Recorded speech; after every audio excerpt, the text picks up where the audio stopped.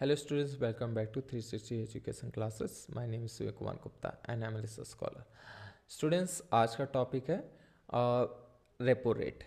जैसा कि last video में हम लोग जाने थे बैंक रेट क्या होता है, वैसे रेपो रेट से कैसे क्रेडिट कंट्रोल करते हैं। रेपो रेट में भी एक तरह का लोन देने का मेथड होता है या टेक्निक कहेंगे, जो कॉमर्शियल बैंक को मिलता है आरबीआई से। ठीक है, इसमें जो रेट ऑफ इंटरेस्ट होता है वो शॉर्ट टर्म का होता है। जब हम शॉर्ट टर्म की बात करेंगे तो नो डाउट अब हम बोलेंगे लेस देन 1 ईयर का। ठीक, अब यहाँ पे एक आरबीआई किसको लोन दे रहा है? कॉमर्शियल बैंक को।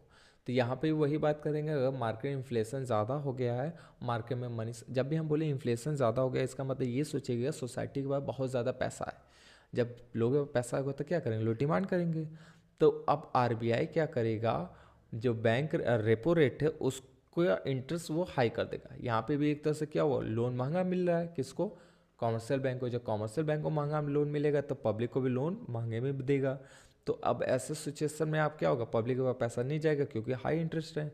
तो फिर धीरे धीरे क्या होगा, लोगों के पास पैसा कम होते जाएगा और मार्केट में डिमांड डिक्रीज हो जाएगा। अब इसी को रिवर्स सोचो, डिफ्लेशन। डिफ्लेशन में लोगों के पास पैसा ज़्यादा नहीं रहता है और ऐसे सिचुएशन प्रोड्यूसर के प्रोडक्ट के प्राइस डाउन रहता है। तो फिर मार्केट में चाहता है कि लोग डिमांड करें, तो बैंक रेपो रेट क्या है, आरबीआई सस्ते में लोन देगा। अब सोचो 4% की रेट से इंटरेस्ट दे, मतलब 100 रुपये में सिर्फ 4 रुपये एक्स्ट्रा देना है। तो ऐसे सोचे से आरबीआई सस्ते में लोन देगा। तो जब कॉमर्शियल बैंक को सस्ते में लोन मिला तो नो डाउट वो आगे सस्ते में लोन देगा। जब पब्लिक को सस्ता लोन मिलेगा तो बहुत लोग लेना पसंद करेंगे क्योंकि आपको बहुत रेट ऑफ इंटरेस्ट क्या लो है। तो अल्टीमेटली लोगों के पास पैसा आएगा। जब पैसा आएगा तो लोग क्या करेंगे, डिमांड करने लगेंगे। तो इन्फ्लेशन डिफ्लेशन में क्या होगा, डिमांड कम था, धीरे धीरे डिमांड बढ़ जाएगा। ओके स्टूडेंट्स, और इसके बाद आता है reverse repo rate. Reverse repo rate में जब वर्ड पे फोकस करें रिवर्स रेपो रेट की, तो यहाँ पे कॉमर्शियल बैंक किसको लोन देगा?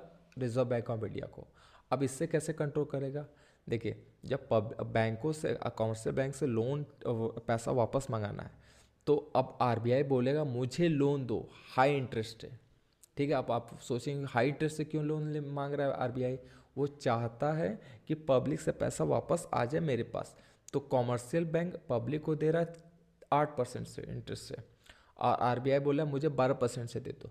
तो अगर आप समझदार हैं, आप बैंक के मैनेजर हैं, तो आप किसको लोन देना चाहोगे, पब्लिक को कि आरबीआई को? तो नो डाउट आप बोलेंगे आरबीआई को। क्यों?